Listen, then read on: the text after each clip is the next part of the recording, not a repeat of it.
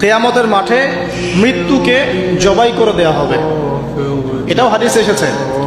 কিয়ামতের মাঠে যখন সমস্ত মানুষকে আল্লাহ পাক উঠাবেন, হিসাব নিকেশ নেওয়া হবে এবং চুল ছেঁড়া বিশ্লেষণ করা হবে, যার ব্যাপারে নবী সাল্লাল্লাহু আলাইহি ওয়াসাল্লাম বলছেন, একটা শিংওয়ালা ছাগল যদি একটা শিং ছাড়া ছাগলকে গুঁতো দিয়ে থাকে অন্যায়ভাবে, কিয়ামতের মাঠে আল্লাহ পাক ওই শিংহীন ছাগলকে শিং দিয়ে বলবেন, তুমি গুঁতা মেরে এখন প্রতিশোধ নাও।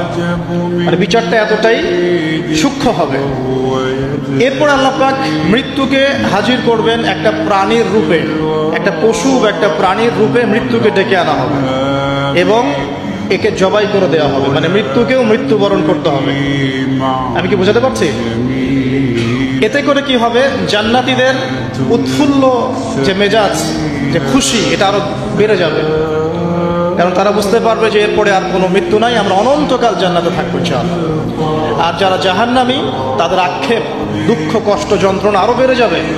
কারণ তারা বুঝতে পারবে, কাশ যদি মৃত্যু হতো, জাহান্নামে আযাব ভোগ করে মরে যেতাম, মাটি হয়ে যেতাম।